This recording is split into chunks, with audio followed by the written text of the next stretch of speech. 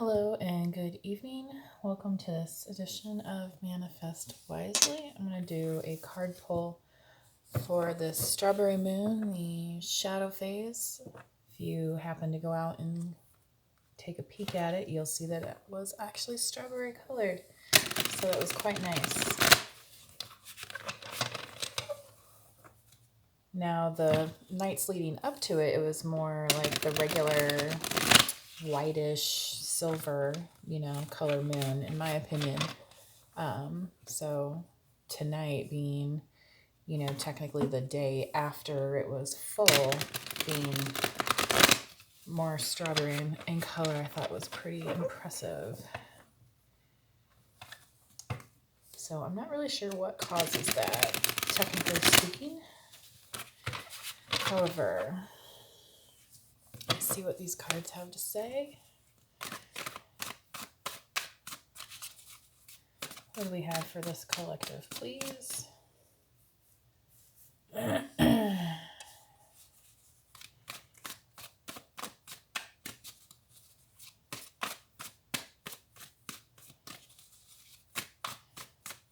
Okay, now the Emperor, Aries.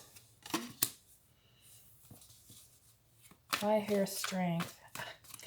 So I refrain from saying this, but I was thinking about Leo, but I wasn't sure about this being sign specific. So if it is in your chart, this reading may apply. If not, don't sweat it, kind of thing. So happens the Emperor comes out first. So some heavy healing, I think, is going to be occurring. 3 of Wands, some wanderlust indeed. Well, you know what they say about a wandering eye.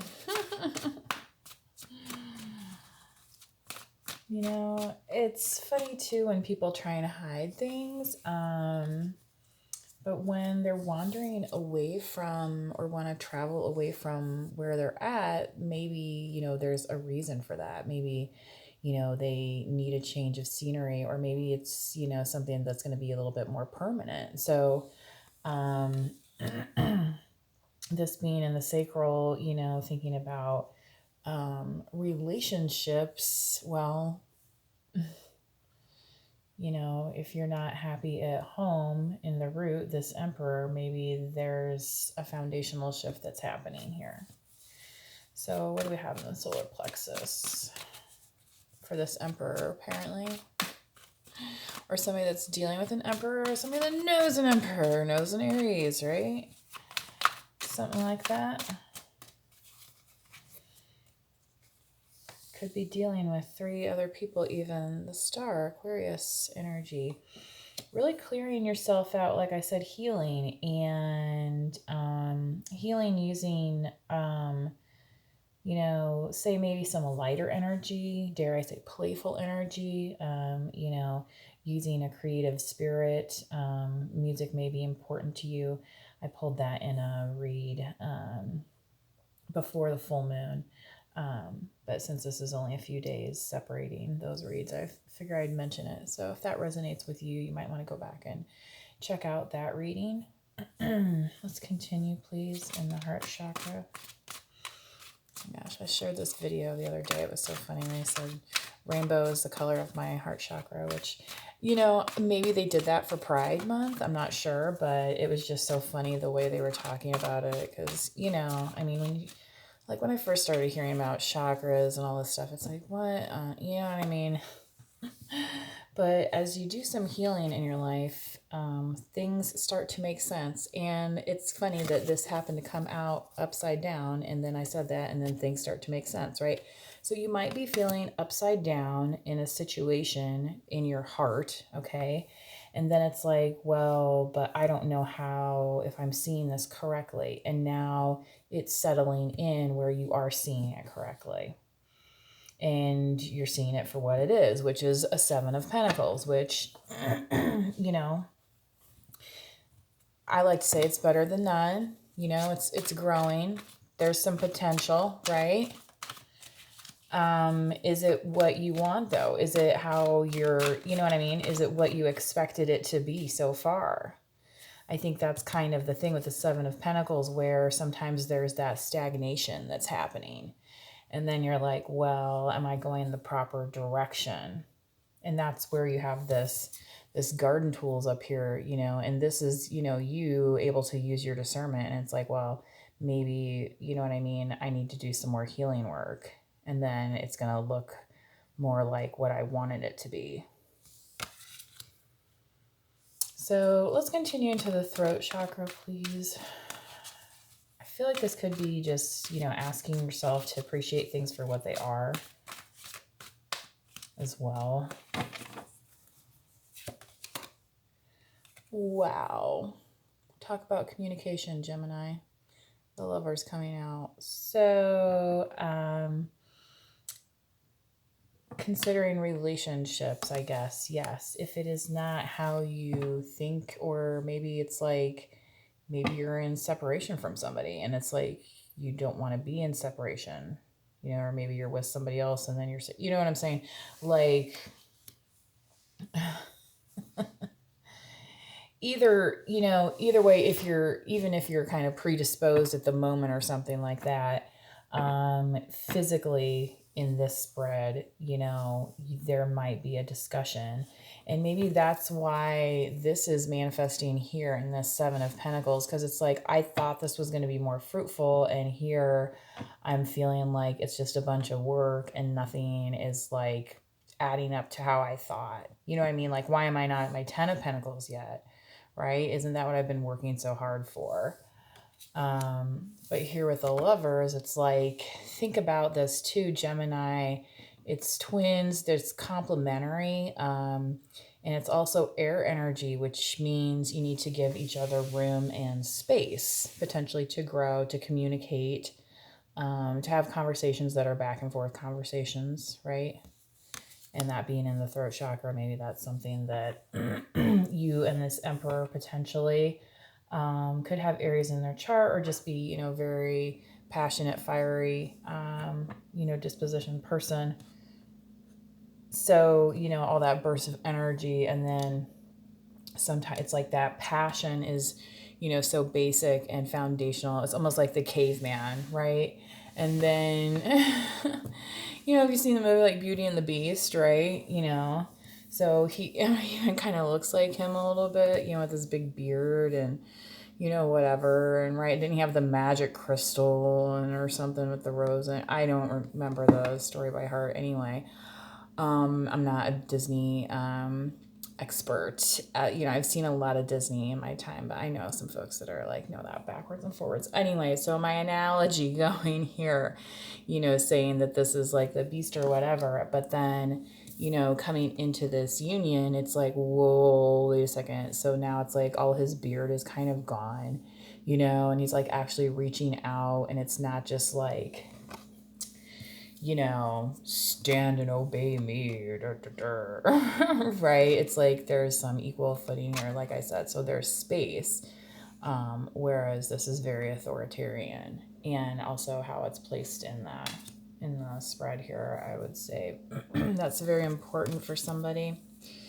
And especially if it's something that you're trying to grow and feel abundant in, with this, you know, in this heart chakra space here with the Seven of Pentacles. You know, you hear that song, I got potential, dun-dun-dun. Somebody told me you had a boyfriend. Is that the Killers? Looked like the girlfriend I had in February of last something. Dun, dun, dun, dun. I got potential. He's got potential. Anyway, I think that's the Killers. If I find, I'm hearing the song, but if I find out, I'll link it in the description. This is one of those readings I was just like, had a ball of nerves about all day, and now that I'm here doing it, it's like coming out so easily, which, thank you. So this is like my confirmation that this was the good thing to do. Queen of Cups in the third eye. Okay. As a reader, Pisces, Scorpio, Cancer, I have some of that in my chart. You know, using your intuition, playing among your gifts, you if you are this emperor, you might be dealing with a Queen of Cups and see her as your vision of, like what your divine partner should be. And maybe you are wanting to communicate that to them, potentially. And in the crown, poor favor. Strawberry wine, Tennessee, hot July moon, saw everything. First taste of love was bittersweet. You ever hear that? That's Leanne Rimes' most famous song, I believe. I don't know who wrote that, if she did, but that one. Because how old was she when that came out? 16 or something. So that was kind of added to I think the mystery of the song, because she's talking about a young love and strawberry wine, and considering it was the strawberry moon, and what do we have, Spirit? Oh my goodness. 11:11 on the clock. Hierophant. Yeah, somebody who potentially wants to sign, seal, deliver. Okay. That's all. And it's going to grant you